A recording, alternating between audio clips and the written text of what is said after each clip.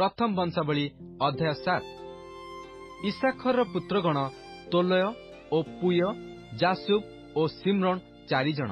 आउ तोलयर पुत्रगण उसी ओ रफाय ओ जिरिएल ओ जहमय ओ जिप्सम ओ सेमुएल। एमाने आपणा पिता तोलय वंशर प्रधान ओ आपणार समकालीन लोकमानक मध्यरे महाविक्रमशाली थिले। दाऊदଙ୍କ ସମୟରେ ଏମାନଙ୍କର ସଂଖ୍ୟା 22,600 ଥିଲା। ଆଉ ଉସିର ପୁତ୍ରଗଣ ଜିସ୍ରାହିୟ ଓ ଜିସ୍ରାହିୟର ପୁତ୍ର ମିଖାଏଲ ଓ ଓବଦିୟ ଓ ଜୋଏଲ ଓ ଜିସିୟ 5 ଜଣ। ଏ ସମସ୍ତେ ପ୍ରଧାନ ଲୋକ ଥିଲେ। ଆଉ ଏମାନଙ୍କ ବର୍ତ୍ତମାନ କାଳରେ ପିତୃବଂଶାନୁସାରେ ଏମାନଙ୍କ ସଙ୍ଗେ ଯୁଦ୍ଧାର୍ଥେ 36,000 ସୈନ୍ୟ ଦଳ ଥିଲେ, କାରଣ ସେମାନଙ୍କର ଅନେକ ଭାର୍ଯ୍ୟା ଓ ସନ୍ତାନ ଥିଲେ। ଆଉ ଇସାଖରର ସମସ୍ତ ଗୋଷ୍ଠୀ ମଧ୍ୟରେ ଏମାନଙ୍କ ଭାତୃଗଣ ମହାବିକ୍ରମଶାଳୀ ଥିଲେ। ଏମାନେ ସର୍ବସୁଦ୍ଧା ବଂଶାବଳୀ କ୍ରମେ ଲିଖିତ 87,000 ଥିଲେ। ଆଉ ବିନ୍ୟାମିନର ପୁତ୍ରଗଣ ବେଲା ଓ ବେଖର ଓ ଜିଦିଏଲ 3 ଜଣ। ଆଉ ବେଲାର ପୁତ୍ରଗଣ ଇସବୋନ ଓ ଉସ ଓ ଉସିଏଲ ଓ ଜିରେମୋତ ଓ ଇରି 5 ଜଣ। ଏମାନେ ପିତୃବଂଶର ପ୍ରଧାନ ଓ ମହାବିକ୍ରମଶାଳୀ ଲୋକ ଥିଲେ। ଆଉ ଏମାନେ ବଂଶାବଳୀ କ୍ରମେ ଲିଖିତ 22,034 ଜଣ ଥିଲେ। ଆଉ ବେଖର ପୁତ୍ରଗଣ ସମୀର ଓ ଜୟାସ ଓ ଇଲିଏସର ଓ ଇଲିୟ ଅଇନୟ ଓ ଅମ୍ରି ଜିରେମୋତ ଓ ଅବିୟ ଓ ଅନାଥୋତ ଓ ଆଲେମତ। ଏ ସମସ୍ତେ ବେଖରର ସନ୍ତାନ। ଏମାନେ ଆପଣା ଆପଣା ବଂଶାନୁସାରେ ବଂଶାବଳୀ କ୍ରମେ ଲିଖିତ 100 ପିତୃବଂଶର ପ୍ରଧାନ ଓ ମହାବିକ୍ରମଶାଳୀ 20,200 ଲୋକ ଥିଲେ। ଜିଦିଏଲର ପୁତ୍ରଗଣ ବିଲହନ ଓ ବିଲହନର ପୁତ୍ର ଜିଅସ ଓ ବିନ୍ୟାମିନ ଓ ଏହୁଦ ଓ କାନାନା ଓ ସେଥନ ଓ ତର୍ସିସ ଓ ଅହିସହର। ଜିଦିଏଲର ଏହି ସମସ୍ତ ପୁତ୍ର ଆପଣା ଆପଣା ପିତୃବଂଶର ପ୍ରଧାନତାନୁସାରେ ଯୁଦ୍ଧାର୍ଥେ ସୈନ୍ୟ ମଧ୍ୟରେ ଗମନ ସମର୍ଥ 17,200 ମହାବିକ୍ରମଶାଳୀ ଲୋକ ଥିଲେ। ସୁପିମ ମଧ୍ୟ ଓ ହୁପିମ ଇରର ସନ୍ତାନଗଣ। ହୁସିମ ଅହେରର ସନ୍ତାନଗଣ। ନପ୍ତାଲିର ପୁତ୍ରଗଣ ଜହସିଏଲ ଓ ଗୁନି ଓ ଜେତ୍ସର ଓ ସଲୁମ। ଏମାନେ ବିଲ୍ହାର ବଂଶ। ମନସିର ପୁତ୍ରଗଣ ଅସ୍ରିଏଲ।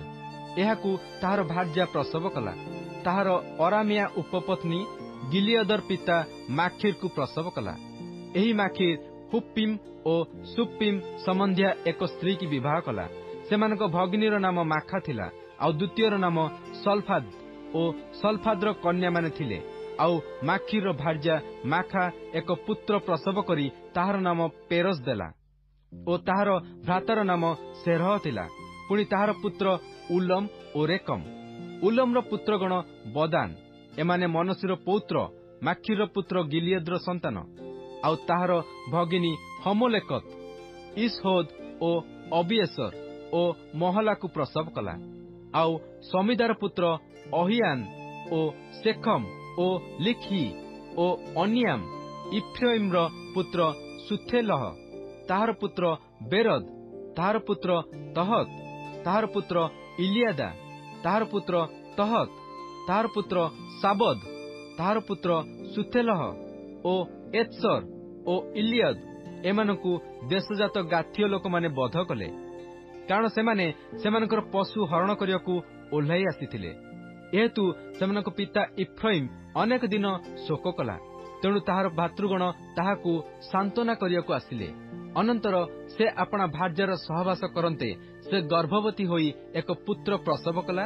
ତେଣୁ ସେ ତାହାର ନାମ ବରିୟ ଅମଙ୍ଗଳ ରଖିଲା, କାରଣ ତାହାର ଗୃହରେ ଅମଙ୍ଗଳ ଘଟିଲା। ଆଉ ସିରା ତାହାର କନ୍ୟା ଥିଲା। ସେ ଉଚ୍ଚତର ଓ ନିଚତର ବୈଥରୋଣ ଓ ଉସେନ ସିରା ନିର୍ମାଣ କଲା। ତାହାର ପୁତ୍ର ରେଫହ ଓ ରେସଫ। ତାହାର ପୁତ୍ର ତେଲହ। ତାହାର ପୁତ୍ର ତହନ। ତାହାର ପୁତ୍ର ଲାଦନ। ତାହାର ପୁତ୍ର ଅମିହୁଦ। ତାହାର ପୁତ୍ର ଇଲିସାମା। ତାହାର ପୁତ୍ର ନୁନ। ତାହାର ପୁତ୍ର ଜିହୋସୁୟ।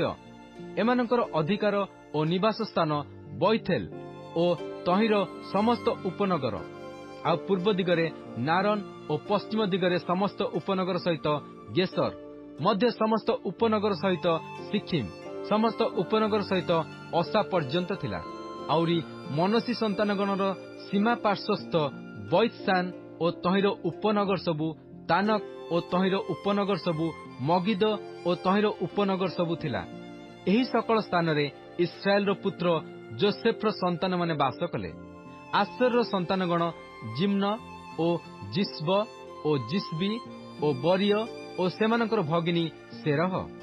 ବରିୟର ପୁତ୍ର ହେବର ଓ ବିଶ୍ୱର୍ତ୍ତର ପିତା ମଲକିଏଲ।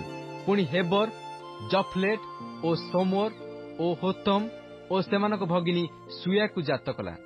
ଜଫଲେଟର ପୁତ୍ର ପାସକ ଓ ବିମହଲ ଓ ଅଶ୍ୱତ, ଏମାନେ ଜଫଲେଟର ସନ୍ତାନ। ଆଉ ସେମରର ପୁତ୍ର ଅହି ଓ ରୋହଗ, ଜିହୁବ ଓ ଅରାମ।